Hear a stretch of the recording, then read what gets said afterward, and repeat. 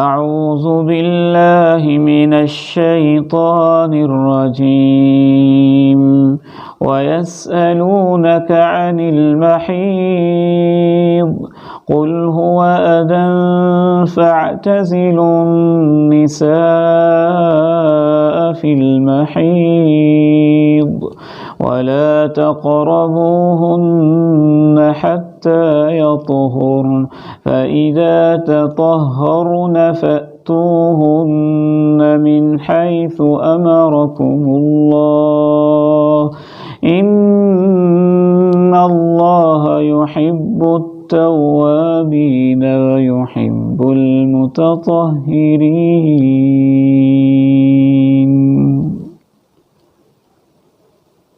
سورہ البقرہ آیت نمبر 222۔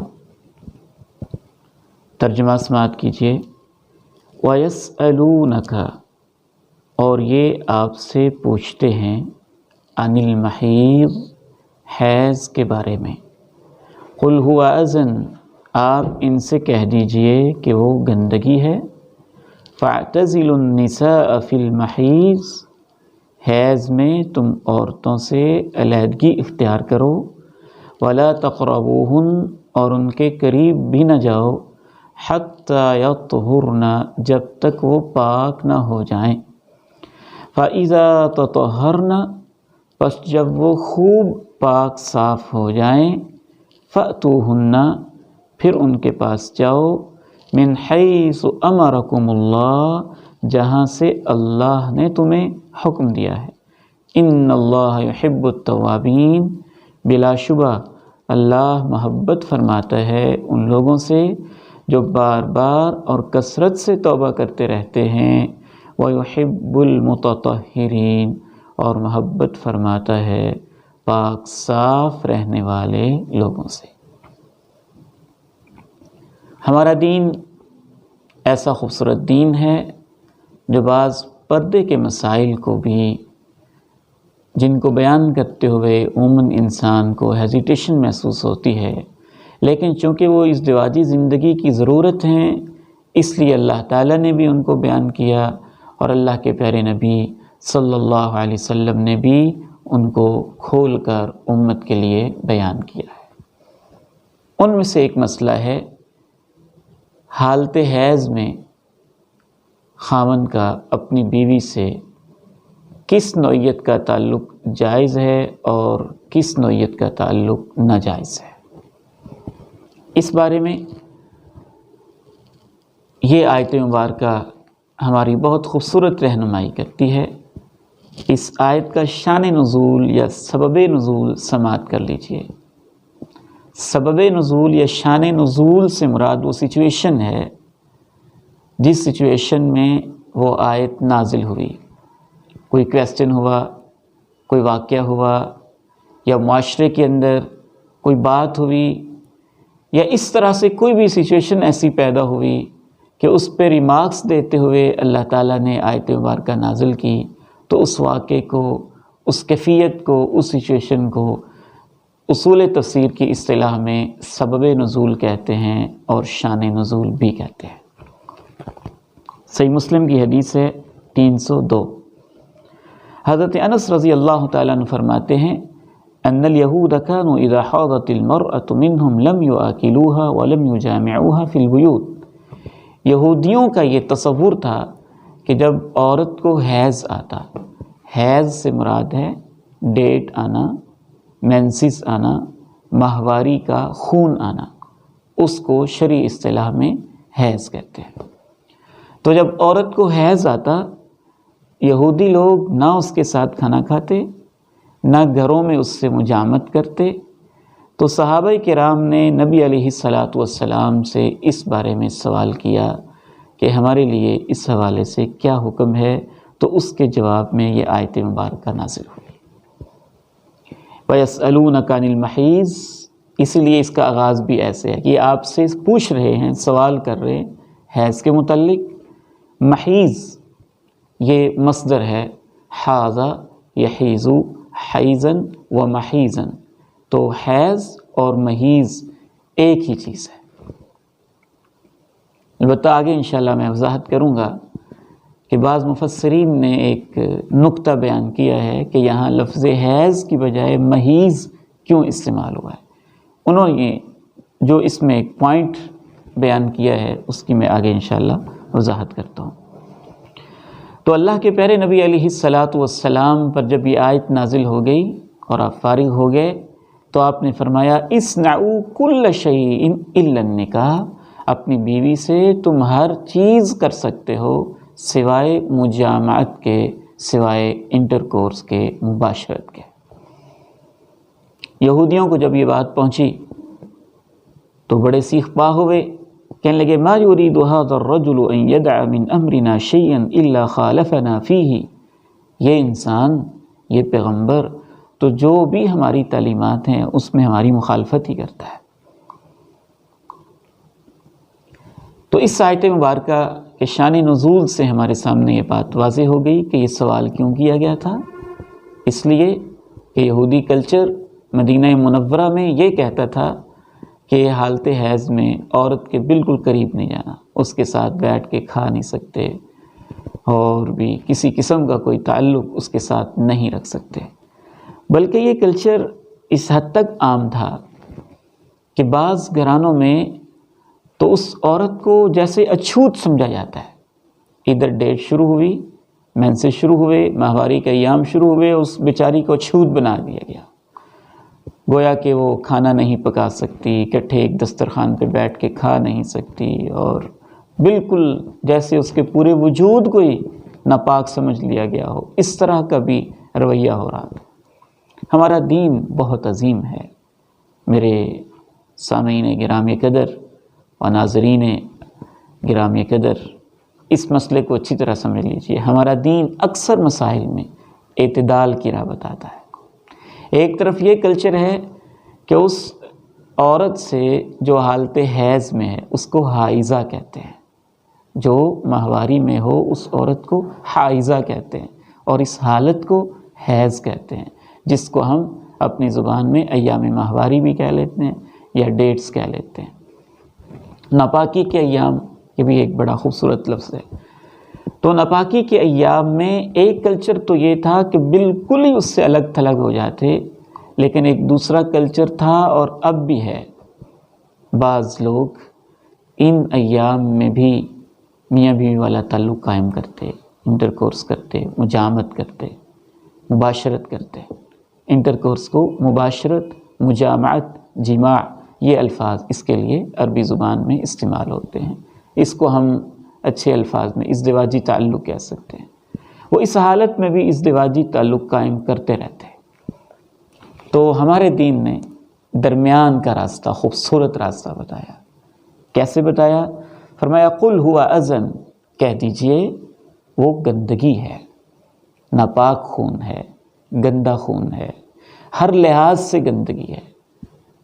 تعفن، بدبو اور جراثیم کی اماجگاہ، وہ گندگی ہے. فاعتزلوا النساء، عورتوں سے علیحدہ رہو، فی المحیض، حیض میں. یہاں پہ حکمت بیان کی ہے بعض مفسرین نے کہ لفظ حیض کی بجائے محیض استعمال ہوا ہے. محیض حیض کے معنی میں بھی ہے اور اس میں ایک اضافی معنی بعض دفعہ ہو جاتا ہے، محیض حیض والی جگہ. تو انہوں نے اس باریک نقطے کی طرف اشارہ کیا ہے کہ اللہ تعالیٰ یہ کہتے ہیں کہ جو حیض والی جگہ ہے اس سے علیحدگی اختیار کرو. یہ نہیں کہ عورت کو چھوت سمجھ لو، اس جگہ کے آپ قریب نہیں جا سکتے. بیوی سے میاں بیوی والا تعلق جو انتہائی تعلق ہوتا ہے، انٹرکورس یا مجامعت ہے، وہ نہیں کر سکتے، وہ کرنا منع ہے. اس لیے اس کی تفسیر میں امام ابن کثیر رحمہ اللہ تعالی، اور یہ میں بار بار واضح کر رہا ہوں کہ الحمدللہ اس تفسیر پہ مجھے بہت اعتماد ہے. یہ تفسیر ابن کثیر ہے، امام ابن کثیر اس کے رائٹر ہیں، اور اس تفسیر کی خصوصیت یہ ہے کہ امام ابن کثیر رحمہ اللہ نے یہ تفسیر اپنی طرف سے کی ہی نہیں. اللہ کے پیارے نبی کی حدیثیں ہیں، صحابہ کرام کے اقوال ہیں، تابعین کے اقوال ہیں، اور یہی اصل طریقہ ہے قرآن مجید کو سمجھنے کا. باقی اپنی ادھر ادھر کی باتیں ہوتی ہیں، قرآن کا صحیح مطلب وہی ہے جو اللہ کے نبی نے بیان کیا ہے اور صحابہ نے بیان کیا ہے۔ تو امام ابن کثیر رحمہ اللہ تعالی لکھتے ہیں کہ اس وجہ سے المحیض سے یہاں مراد ہے الفرج، شرمگاہ، کہ تم عورتوں سے علیحدہ رہو، یعنی ان کی شرمگاہ کے پاس جانے سے علیحدہ رہو۔ وَلَا تَقْرَبُوهُنَّ، اور اس حوالے سے ان کے قریب نہ جاؤ، حَتَّى يَطْهُرْنَ، جب تک کہ وہ پاک نہ ہو جائیں۔ اسی لیے اکثر علماء کے نزدیک ناپاکی کے ایام میں خاوند اپنی بیوی کے ساتھ شرمگاہ کو چھوڑ کر باقی ہر طرح کا تعلق قائم کر سکتا ہے۔ اس کے پاس بیٹھنا، بوس و کنار، پاس جانا، قریب بیٹھنا، ایک ساتھ لیٹنا، سب اجازت ہے۔ شرمگاہ کے قریب جانا ناجائز ہے، اس کی اجازت نہیں ہے۔ اس سے خود انسان بھی بیمار ہو سکتا ہے اور عورت بھی کمزوری کی حالت میں، بیماری والی حالت میں ہوتی ہے، یہ اس کے اوپر بھی ظلم ہے اور اس کے ساتھ بھی زیادتی ہے۔ شریعت اس کی اجازت نہیں دیتی اور یہ سلیم الفطرت نفیس طبیعتوں کے بھی خلاف ہے۔ ایسا خوبصورت دین، آج مجھے بتائیے نام نہاد ترقی یافتہ روشن خیالی کے راگ الاپنے والے لوگ اس بنیادی حکم سے بھی واقف نہیں ہیں۔ مغربی کلچر بھی اسی طرح ہی چلتا ہے کہ کوئی نفاست نہیں، پاکیزگی نہیں، طہارت نہیں۔ اس دور کے اندر بھی ایک کلچر تھا کہ بالکل علیحدگی، پاس بیٹھنا بھی نہیں ہے اور برتن تک علیحدہ کر دینے، اور دوسرا کلچر کہ اس حالت میں بھی ازدواجی تعلق قائم کر لینا ہے۔ دونوں کو شریعت نے ختم کیا اور ایک خوبصورت تعلق دیا کہ بیوی کی شرمگاہ کے پاس قریب تم نہیں جا سکتے ہو، اور اس کے علاوہ باقی وہ خاتون ہے، گندگی ایک خاص جگہ پہ ہے، اس کے ہاتھ پاک ہیں، اس کی زبان پاک ہے، اس کا باقی سارا وجود پاک ہے، وہ مسلمان ہے، آپ کی بیوی ہے، حلال اور طیب ہے۔ اس کی تفسیر میں اللہ کے پیارے نبی علیہ السلام کی چند احادیث میں آپ کے سامنے رکھتا ہوں، ان کو ذرا توجہ سے سنیے گا۔ نبی علیہ السلام کی ازواج مطہرات بیان کرتی ہیں، یہ سنن ابی داؤد کی حدیث ہے، ان النبی صلی اللہ علیہ وسلم کان اذا اراد من الحائض شیئا، کہ اللہ کے پیارے نبی علیہ السلام جب اپنی حائضہ بیوی کا کوئی ارادہ فرماتے، القى علی فرجہا ثوبا، تو آپ اس کے خاص پردے والی جگہ پہ کپڑا ڈال دیتے۔ اسی طرح سے ایک اور حدیث ہے حضرت عائشہ رضی اللہ تعالی عنہا سے، ایک اور حدیث ہے ہماری ماں حضرت میمونہ رضی اللہ تعالی عنہا سے۔ حضرت عائشہ رضی اللہ تعالی عنہا بیان کرتی ہیں، یہ صحیح بخاری کی حدیث نمبر 297 ہے، کہ اللہ کے پیارے نبی علیہ السلام مجھے حکم دیتے، حیض کی حالت میں آپ کا سر دھوتی، آپ میری گود میں ٹیک لگا لیتے حیض کی حالت میں، اور اس حالت میں آپ میری گود میں سر رکھ کر قرآن کی تلاوت بھی فرما لیتے۔ اس طرح صحیح بخاری ہی میں ہے کہ اللہ کے پیارے نبی علیہ السلام کنت اتعرق العرق، ہماری ماں جی حضرت عائشہ رضی اللہ تعالیٰ عنہ کہتی ہیں کہ میں کوئی ہڈی والا گوشت کھاتی، وَأَنَا حائض، ناپاکی کے ایام میں ہوتی، فَأُعْطِيهِ النبی صلی اللہ علیہ وسلم، میں نبی علیہ السلام کو وہ دیتی، فَيَضَعُ فَمَهُ فِي الْمَوْضِعِ الَّذِي وَضَعْتُ فَمِي فِيهِ، تو جس ہڈی کے حصے پر میں نے گوشت تناول کیا ہوتا، اسی جگہ پہ اللہ کے پیارے نبی بھی اپنا منہ مبارک رکھتے اور وہ ہڈی یا وہ گوشت استعمال کرتے۔ وَأَشْرَبُ الشَّرَابَ، اور میں کوئی مشروب لیتی، فَأُنَاوِلُهُ فَيَضَعُ فَمَهُ فِي الْمَوْضِعِ الَّذِي كُنْتُ أَشْرَبُ مِنْهُ، میں جب فارغ ہوتی تو جس جگہ سے، برتن کی جس جگہ میں نے ہونٹ رکھ کر پانی پیا ہوتا، اسی جگہ اللہ کے پیارے نبی علیہ السلام اپنا منہ مبارک رکھ کے پانی نوش فرماتے۔ یہ صحیح مسلم کی ہے حدیث نمبر 300. کیا ادائیں ہیں اللہ کے پیارے نبی علیہ السلام کی، اور کیا خوبصورت تعلیمات ہیں. حالت حیض میں میاں بیوی کا چونکہ ازدواجی تعلق نہیں ہوتا، عورت کا مزاج بھی کچھ بگڑا، اس کے اندر کمزوری اور نقاہت غالب ہوتی ہے. ان ایام میں ان اداؤں سے گھر کے اندر محبت بھرا ماحول پیدا کرتے اللہ کے پیارے نبی صلی اللہ علیہ وسلم.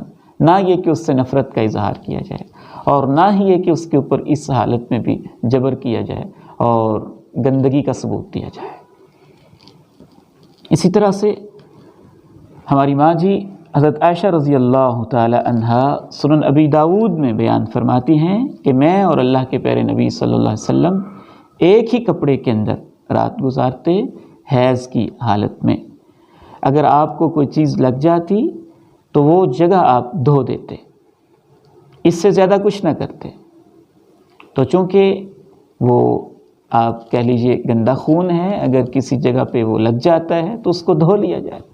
اور آج کل تو اس میں آسانی ہے، جو پاک باز شرم و حیا والی خواتین ہیں ان ایام کے اندر وہ ایسی چیزیں استعمال کرتی ہیں جس سے خون جو ہے وہ باہر نہ لگے، ادھر ادھر نہ پھیلے، کپڑوں کو نہ لگے.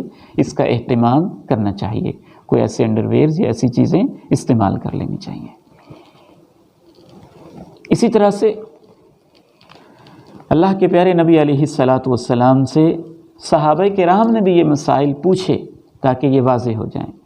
حضرت عبداللہ بن سعد الانصاری رضی اللہ تعالیٰ عنہ فرماتے ہیں کہ انہوں نے رسول اللہ صلی اللہ علیہ وسلم سے پوچھا ما یحل لی من امرأتی وہی حائض، جب میری بیوی ناپاکی کے ایام میں ہو تو میرے لیے کیا کس حد تک جائز ہے؟ آپ نے فرمایا ما فوق الازار، تہ بند سے اوپر. یہ آپ نے اشارہ فرما دیا. البتہ ایک بات یہاں پہ ذہن میں رکھیے جو اہل علم نے لکھی ہے اور علماء نے بیان کی ہے. یہ رخصتیں اٹھاتے ہوئے انسان کو اپنے جذبات پہ کنٹرول رکھنا یہ بہت ضروری ہے.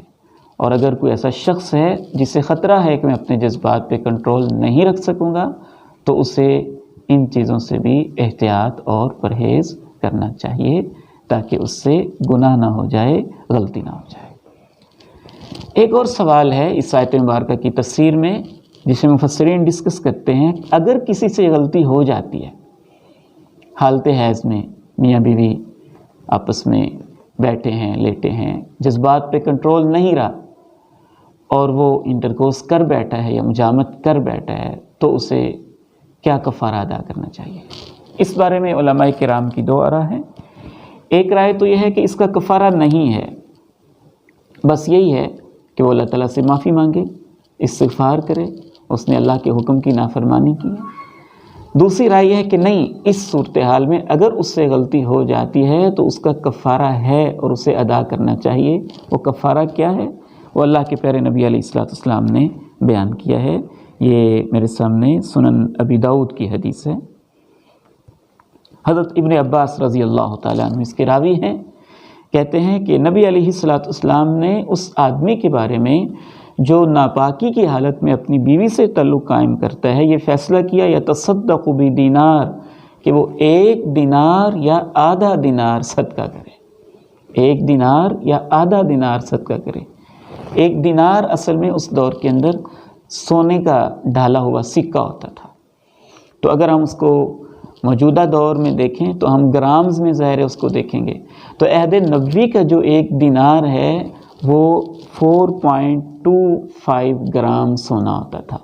یعنی آپ کہہ لیجئے تقریباً 4.25 گرام سونا، 4.25 گرام سونا. اگر کسی نے غلطی کی ہے وہ زرگر کے پاس جائے اور اس سے پوچھے کہ 4.25 گرام سونے کی کیا قیمت ہے، جتنی وہ قیمت بنتی ہے وہ اللہ کی راہ میں صدقہ کرے کہ اس نے گناہ کیا ہے، اللہ کے حکم کی نافرمانی کی ہے. مسلمان ہر حال میں حکم الہی کا پابند ہوتا ہے. یا آپ نے فرمایا 1 دینار نہیں تو نصف دینار. البتہ بعض روایات میں، بعض روایات کے اندر یہ توجیہ کی گئی ہے کہ دینار اور نصف دینار میں فرق یہ ہے کہ اگر اس نے یہ تعلق قائم کیا ہے جب کہ خون سرخ آ رہا تھا تو پھر وہ 1 دینار صدقہ کرے، اور اگر اس نے تعلق قائم کیا ہے جب خون سرخ نہیں آ رہا تھا بلکہ خون رک چکا تھا لیکن ابھی وہ نہائی نہیں تھی، تو پھر وہ آدھا دینار صدقہ کرے۔ یہاں پر آگے اللہ تعالیٰ ارشاد فرماتے ہیں وَلَا تَقْرَبُوهُنَّ، اور تم ان کے قریب نہ جاؤ حَتَّى يَطْهُرْنَ، جب تک کہ وہ پاک نہ ہو جائیں۔ یا طہرنا طہارت، طہر، اسی سے عورت کی 2 حالتیں ہوتی ہیں، جب اس کو ایام آ رہے ہیں، مینسز ڈیٹس ہیں، ماہواری، تو اس حالت کو حالت حیض کہتے ہیں، اور جب یہ حالت نہیں ہے، وہ پاک ہے، تو اس حالت کو حالت طہر کہتے ہیں۔ تو ان کے قریب نہ جاؤ جب تک کہ وہ حالت طہر میں نہ ہو جائیں، یعنی پاک نہ ہو جائیں۔ یا طہرنا یہاں استعمال کیا اور آگے کا فَإِذَا تَطَهَّرْنَ، تطہرنا وہ ہے طاہورہ سے، یا طہرنا پاک ہو جائیں، یہ ہے تطہرا، خوب اہتمام کے ساتھ پاک صاف ہو جانا، اور جب وہ بالکل پاک صاف ہو جائیں فَأْتُوهُنَّ، پھر ان کے پاس تم جاؤ جہاں سے اللہ کا حکم ہے۔ یہاں ایک اور مسئلہ سمجھ لیجئے، مفسرین نے اس آیت کی تفسیر میں بیان کیا ہے، عورت جب پاک ہو جائے لیکن ابھی اس نے غسل نہیں کیا تو کیا خامد اپنی بیوی سے تعلق قائم کر سکتا ہے؟ اس بارے میں اکثر علماء کا اس بات پر اتفاق ہے کہ جب تک عورت غسل نہیں کر لیتی اس وقت تک اس سے میاں بیوی والا تعلق قائم کرنا جائز نہیں ہے۔ یہی وجہ ہے کہ اللہ تعالیٰ نے یہ لفظ استعمال کیا تطہرنا، جس کا معنی یہ نہیں ہے کہ پاک ہو جائیں، جس کا معنی حقیقتاً بنتا ہے جب وہ خوب پاک صاف ہو جائیں۔ اور خوب پاک ہونے سے کیا مراد ہے کہ خون رک گیا وہ پاک ہوگی، ابھی نہایا نہیں تو خوب پاک صاف نہیں ہوگی، جب غسل بھی کر لیا تو پھر وہ خوب پاک صاف ہو گئی۔ اس لیے علماء کا اس بات پر اتفاق ہے کہ غسل سے پہلے ان کے ساتھ تعلق قائم کرنا جائز نہیں ہے، بلکہ جیسے جامع ترمذی کی روایت میں آیا کہ غسل سے پہلے اگر تعلق قائم کر لیا ہے تو بھی آدھا دینار اسے اللہ کی راہ میں پھر صدقہ کرنا چاہیے۔ یہ علیحدہ بات ہے کہ چند ایک علماء جن میں امام ابن حزم بھی ہیں اور امام البانی بھی ہیں، بعض دیگر علماء بھی ہیں، وہ یہ اجازت دیتے ہیں کہ اگر خون رک چکا ہے تو مخصوص جگہ کو دھو کر بھی تعلق قائم کیا جا سکتا ہے، لیکن راجح اور احتیاط والی بات یہی ہے کہ غسل سے پہلے تعلق قائم نہیں کرنا چاہیے۔ پھر فرمایا فَإِذَا تَطَهَّرْنَ، جب وہ خوب پاک صاف ہو جائیں، فَأْتُوهُنَّ، تو پھر ان کے پاس آؤ وہاں سے جہاں سے اللہ کا حکم ہے۔ کہاں سے اللہ کا حکم ہے؟ اللہ کا حکم ہے کہ میاں بیوی کا تعلق آپس میں قائم کیا جا سکتا ہے، وہ کریں، لیکن کریں اس جگہ سے جہاں سے اللہ کا حکم ہے، اور اس جگہ سے مراد ہے وہ جگہ جو اللہ تعالیٰ نے بچے کی پیدائش کے لیے رکھی ہوئی ہے، جو نیچرل ہے اور جو فطری جگہ ہے۔ ان اللہ یحب التوابین، بے شک اللہ توبہ کرنے والوں سے محبت کرتا ہے۔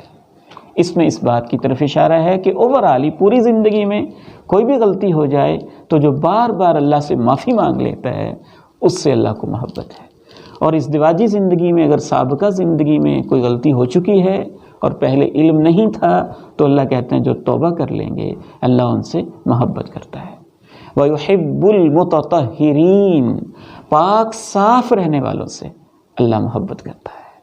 اس میں اس بات کی طرف اشارہ ہے کہ یہ جو احکام ہیں یہ تمہیں پاک کرنا چاہتے ہیں، تمہارے اندر نفاست پیدا کرنا چاہتے ہیں، طہارت کا، پاکیزگی کا ایک تصور پیدا کرنا چاہتے ہیں، جو اس دین اسلام کی ایک امتیازی صفت ہے، دین اسلام کی عظیم خوبی ہے۔ اللہ پاک صاف رہنے والوں سے محبت کرتے ہیں۔ اللہ تعالیٰ سے دعا ہے ہمیں ان احکام کو سمجھنے اور ان پہ صحیح معنی میں عمل کی توفیق نصیب فرمائے۔ والسلام علیکم ورحمۃ اللہ وبرکاتہ۔